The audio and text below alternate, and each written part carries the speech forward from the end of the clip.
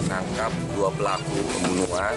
Pelaku mempunyai hutang, tagih terus sampai dia pindah kontrakan, masih diteleponin. Karena pada saat proses penangkapan melawan petugas, kita lumpuhkan dengan timpa panas.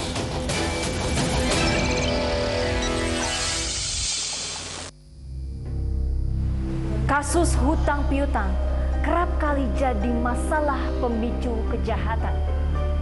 Bukan hanya sekedar tanggung jawab, hutang uang yang tak terbayarkan kerap kali dibayar dengan nyawa. Kita menerima laporan ada penemuan mayat yang dalam keadaan dibakar itu di daerah belakang perumahan BSD Gria Giri Lokai. Kemudian jam 10 kita turun ke TKP, lakukan olah TKP. Kita dapatkan identitas mayat adalah inisial AS, itu domisili dari Lampung Utara.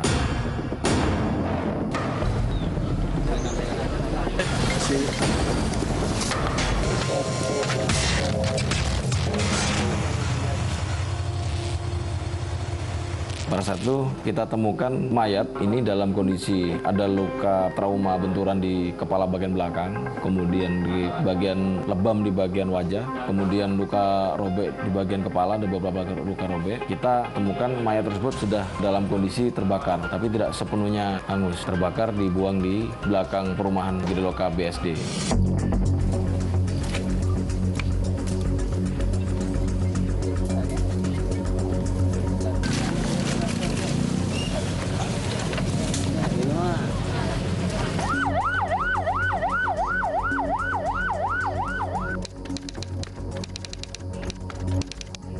Kemudian tim kami di Jatanras itu melakukan penelusuran ke Lampung Utara sekitar jam 10, jam 11 itu kita sudah bisa menganalisa dari keterangan saksi maupun dari IT. Potensial suspeknya adalah sama-sama dari Lampung Utara sehingga kita melakukan penangkapan di rumah kontrakannya di daerah Serpong juga, masih radius 2 km dari TKP. Korban yang dibunuh yang tadi di Serpong.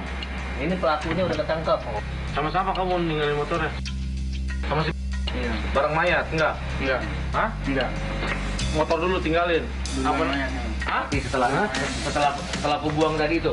Iya. Baru kau bakar, kau buang, baru motor kamu buang? Iya. Oh nganter mayat, baru motornya kamu ambil, baru kamu buang?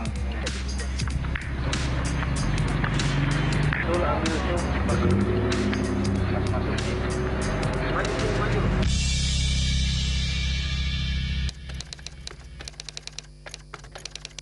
Kemudian pendalaman kami terhadap pelaku sudah merencanakan 2 hari sebelum kejadian. Karena sakit hati meminjam uang kepada korban dan korban memberikan bunga. Walaupun baru 1 malam, tapi sudah dihitung 1 bulan bunganya.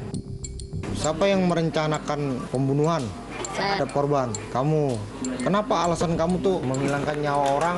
Ada pinjaman uang sebesar 2 juta dalam per bulannya itu dia jadi 2.500.000.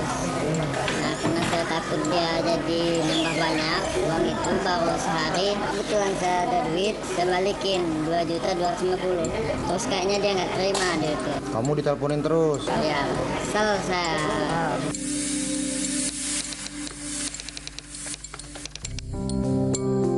Kemudian pelaku ini melakukan aksinya mengundang korban datang ke kontrakannya, kemudian dipukul menggunakan palu. Kemudian setelah tersungkur, entah pingsan atau meninggal dunia, pelaku ini dibantu oleh rekannya, dibawa dengan karung dan menggunakan motor korban. Sempat mampir dulu untuk beli bensin dengan tujuan untuk membakar mayat korban, jadi tidak bisa dikenali dan sebagainya.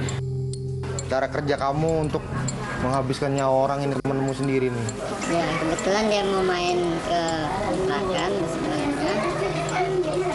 Terus kita karena ya gimana caranya bisa ngebunuh si Andin. Dia nonton TV, terus TV saya gedein, ujung-ujungnya dia tetap ninggung uang itu. Saya bangun, lewat belakang dia itu, saya ngambil palu, langsung saya habisin pakai palu itu. Kita sudah mendapatkan palu yang digunakan pelaku untuk menghabisi, termasuk pisau, kemudian barang-barang milik korban yang ada di pelaku, termasuk motor dan sebagainya.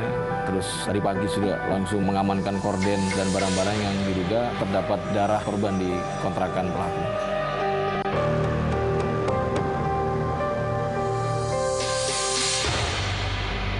sampai sekarang kita akan mempersangkakan pasal pembunuhan berencana dengan ancaman mati atau seumur hidup dan 20 tahun penjara.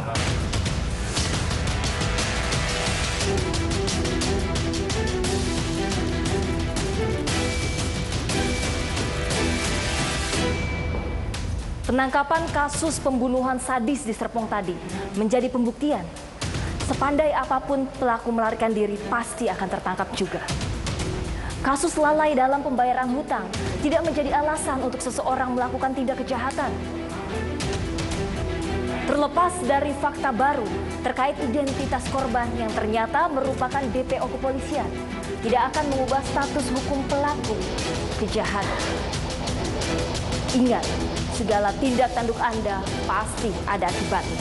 Waspada atau menyesal selamanya.